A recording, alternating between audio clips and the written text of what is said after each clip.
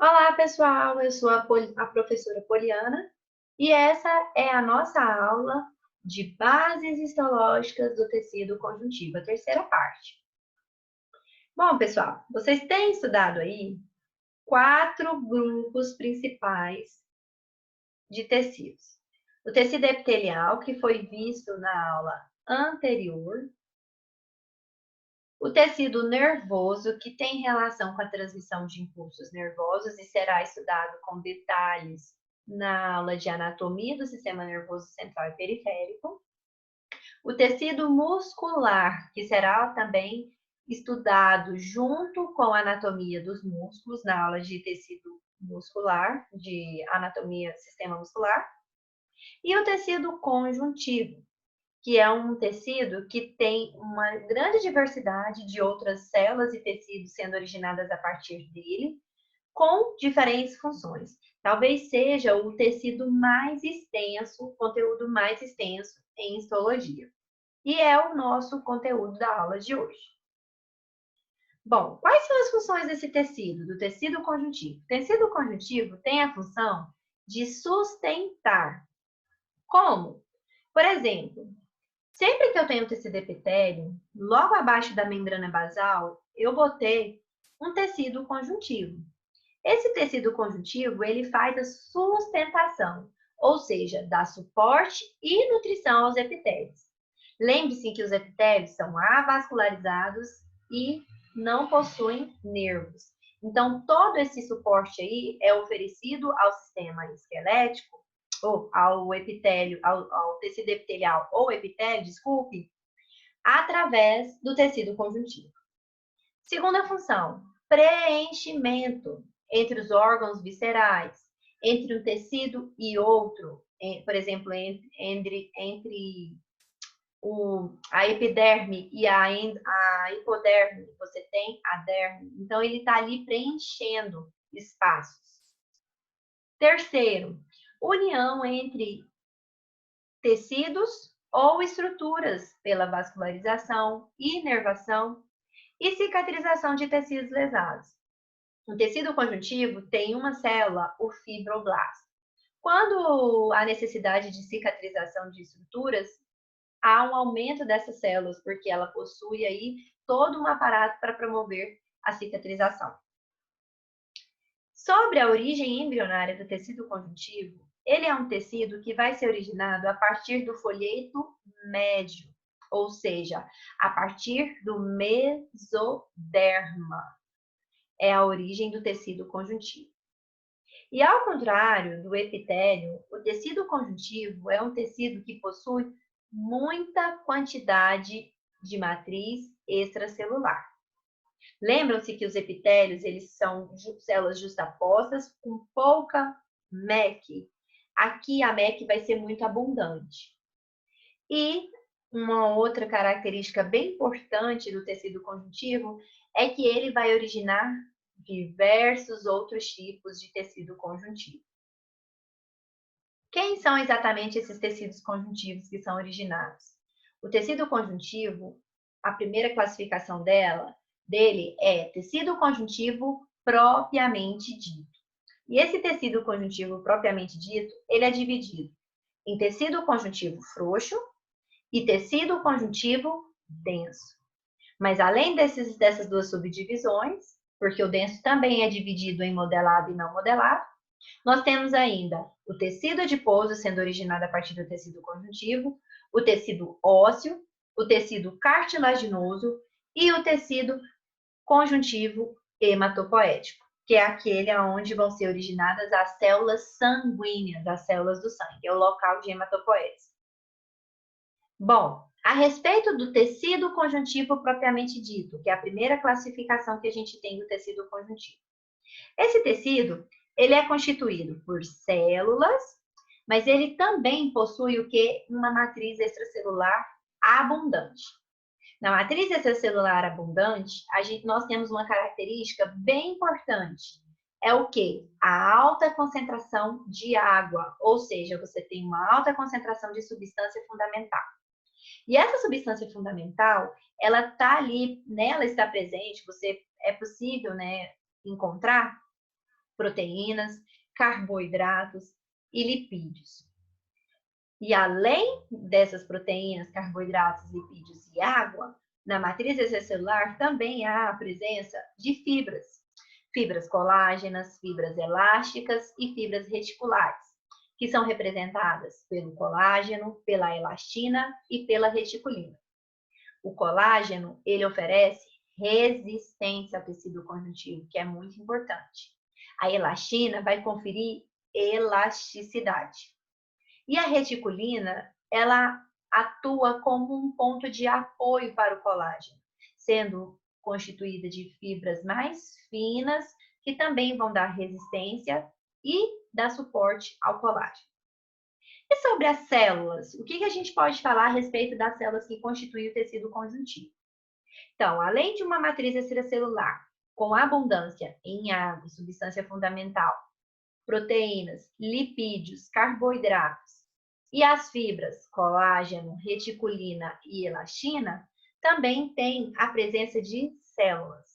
Essas células são os fibroblastos. Os fibroblastos, eles são importantes porque são eles que vão produzir as fibras presentes no tecido conjuntivo, essas fibras que a gente acabou de falar. E ele é muito importante nos eventos de cicatrização, é quando ele está aumentado. Uma segunda célula encontrada no tecido conjuntivo são os adipócitos. Os adipócitos são aquelas células responsáveis pela reserva energética e mantém aí na forma de lipídio, é claro. E mantém ainda uma relação com a questão de manutenção da temperatura corporal. Os mastócitos são células que vão ter a presença de duas proteínas importantes. A histamina, que vai promover um aumento da vascularização local, tá? Ela aumenta o fluxo sanguíneo, mas nós temos também, e além disso, da histamina, tem também a presença da heparina, que é um anticoagulante. Além disso, teremos a presença de células mesenquimais. As células mesenquimais são células indiferenciadas, que podem originar diversas outras células, e são importantes nos eventos de reparação do tecido. E por último, nós temos ainda a presença de macrófagos. Os macrófagos são células que fagocitam patógenos, qualquer agente que esteja agredindo o organismo. E apresenta eles na forma de antígenos para as células do sistema imunológico, como os linfócitos. Bom, dentre os tipos de tecido conjuntivo, a gente tem, então, o tecido conjuntivo propriamente dito. Nessas duas figuras, você pode observar a diferença do que já está aqui identificado como tecido conjuntivo frouxo. Ele é desorganizado, mas você consegue observar a presença de núcleos ali em diferentes locais. Ele é muito importante para realizar o preenchimento. Então, tem aquela relação com a união ou com o preenchimento dos órgãos viscerais. O segundo tipo de tecido conjuntivo propriamente dito aqui é aquele que a gente chama de denso. O tecido conjuntivo denso está mais relacionado com a sustentação do órgão. Dentro do tecido conjuntivo denso, nós ainda temos a divisão em tecido conjuntivo denso não modelado e tecido conjuntivo denso modelado. O que vai diferenciá-los? A morfologia, a forma, a organização do colágeno nos dois tipos de tecido. No tecido conjuntivo denso não modelado, o colágeno ele está desorganizado. É o que a gente encontra lá na derme. Enquanto o tecido conjuntivo denso modelado, os colágenos se encontram de maneira organizada. Nós vamos encontrá-los lá nos tendões, que são fibras que vão ligar o músculo, apoiar ele no osso.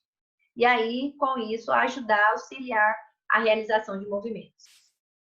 Bom, então, além desse tecido conjuntivo propriamente dito, que é dividido em tecido conjuntivo frouxo, tecido conjuntivo denso, o denso não modelado e o denso modelado, nós temos ainda o tecido conjuntivo adiposo, onde a maioria das células vão ser os adipócitos, as células que são responsáveis por armazenar o lipídio e regular a temperatura corporal. Nós temos o tecido conjuntivo ósseo, que será estudado, lá na anatomia do sistema esquelético. Nesse tecido, é importante a gente já adiantar aqui que a substância, a matriz extracelular, ela é compacta, ela é dura. Não é um fluido, como a gente costuma observar nos demais tecidos. O terceiro tipo aqui, né, o quarto, na verdade, tecido conjuntivo cartilaginoso, que nós vamos estudá-lo lá na anatomia do sistema articular. E o tecido conjuntivo hematopoético. Tecido conjuntivo hematopoético é aquele que está relacionado com a produção e liberação das células sanguíneas. E aqui é importante a gente fazer uma colocação. Tem pessoas que tratam o tecido conjuntivo hematopoético como tecido conjuntivo sanguíneo, tecido sanguíneo e tecido hematopoético. Isso não tem o mesmo significado. Quando você fala tecido sanguíneo, você está se referindo ao sangue que está circulando aí nas veias, artérias, sendo bombeado pelo coração. Esse tecido sanguíneo, ele está em constante movimento em todo o nosso corpo, recolhendo metabólitos, levando nutrientes, hormônios, proteínas, oxigênio, dióxido de oxigênio, tudo o que precisa ser absorvido e eliminado pela célula. Então, uma função muito importante aí é o transporte.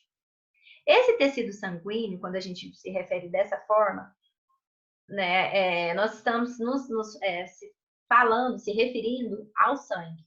E o sangue é dividido como plasma, que é a água que está presente no sangue, e elementos figurados, seria a parte sólida do sangue, que é constituída não só por células, mas também pelas plaquetas. As plaquetas são importantes aí no sistema de coagulação.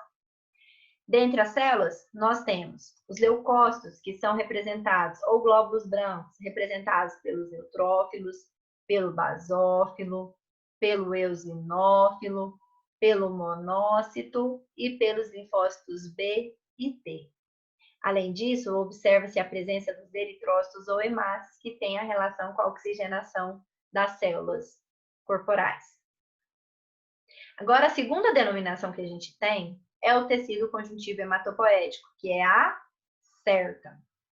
Mas quando nós utilizamos esse termo, nós não estamos se referindo ao sangue. Nós estamos se referindo ao local em que essas células do sangue são geradas, elas são produzidas, num processo denominado hematopoese.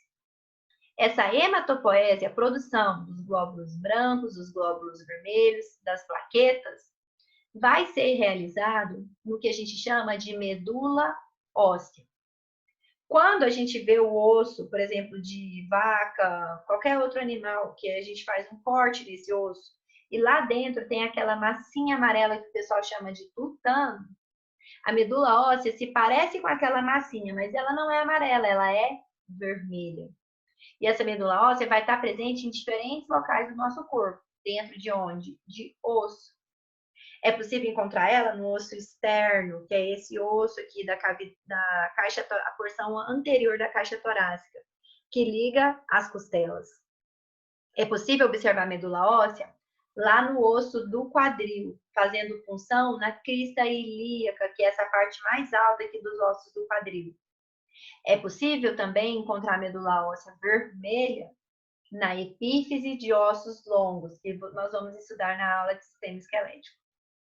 Então, o tecido conjuntivo hematopoético, ele não está circulando nas veias e artérias capilares. Ele está presente na medula óssea de alguns ossos dos adultos, do adulto, em diversos ossos das crianças e dos recém-nascidos. Esse tecido é um tecido muito importante, está relacionado com os diversos exames laboratoriais que podem ser realizados. E é isso, pessoal, essa aula. Vejo vocês na próxima aula. Espero que vocês tenham gostado e até lá!